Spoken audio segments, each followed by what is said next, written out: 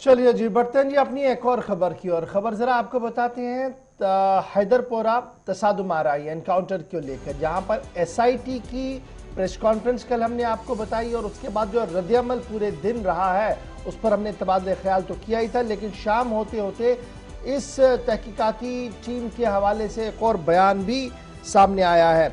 और एसआईटी की तरफ से जो बात सामने रखी गई है, तहकीकाती अमल अभी भी जारी है। पुलिस का एक बयान सामने आया है और स्पेशल तफ्तीशी टीम एसआईटी की एतबारियत पर शुबा जाहिर करने से एहतियात किया जाए, ये एसआईटी की तरफ से कहा गया है।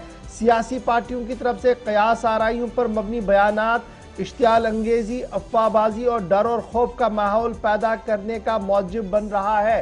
एसआईटी की तरफ से यह बात बताई गई है। तीसरी बात, रिपोर्ट को फर्जी मनगढ़ंत करार देने वालों के खिलाफ कानूनी कार्रवाई की जाएगी। तीसरी बात एसआईटी की है। और चौथी बात जो एसआईटी की है वो यही है कि अभी पूरा मामला जो है जनाब इन्वेस्टिगेशन पार्ट के अंदर है। अब ये बयान क्यों आया, बड़ा दिलचस्प बात है। ये बयान उस पस मंजर में आया है जब अहले खाना ने इस रिपोर्ट को कहा कि जनाब उन्हें ये रिपोर्ट मंजूर नहीं है। फिर उसके बाद पॉलिटिकल पार्टीज का एक के बाद एक बयान आया और जब एसआईटी ने शाम को बयान दिया तो उसके बाद एक बार फिर हंगामा देखने को मिला सोशल मीडिया, अवामी राब्ता साइट पर।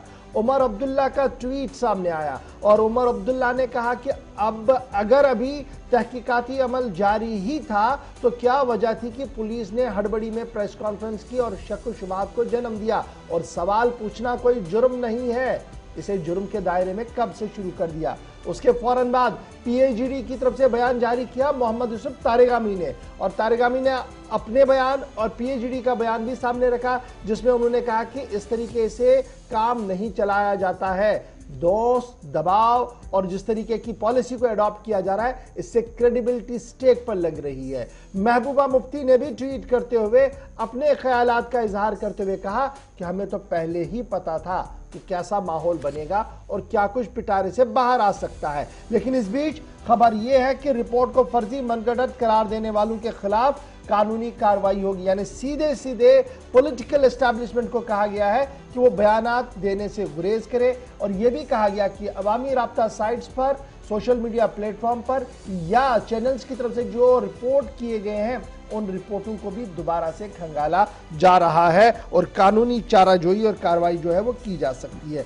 तो एक के बाद एक बयान बड़ा इंपॉर्टेंट है, क्योंकि याद होगा आपको कि एसआईटी ने जो प्रेस कॉन्फ्रेंस की थी उस प्रेस कॉन्फ्रेंस के अंदर उन्होंने अपनी बात सामने रखी थी, किस तरीके से वहां पर कैजुअल्टियां हुई हैं, मिलिटेंटों ने किन किन को मारा। और एक के बारे में ये क्लियर कर दिया गया था जो रामबन इलाके से जिनका ताल्लुक है कि वो मिलिटेंटों के मददगार की हैसियत से काम कर रहे थे और काफ़ी इन क्लोज कोऑर्डिनेशन वो वहाँ पर थे।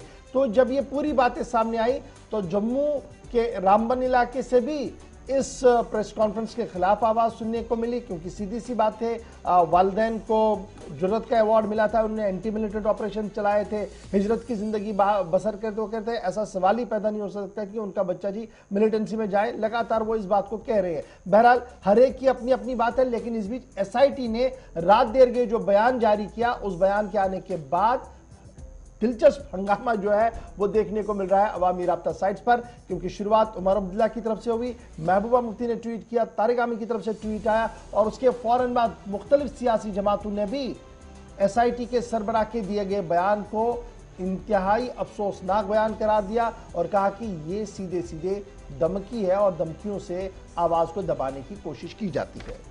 एसआईटी चेयरमैन का बयान आना ही था कि वो कानूनी कार्रवाई कैसे होगी, इसके लिए राह हमवार की जा रही है। तो दूसरी तरफ पॉलिटिकल रिएक्शंस इस पर, ये के बाद दीगर ट्वीट्स किए गए आपके सामने।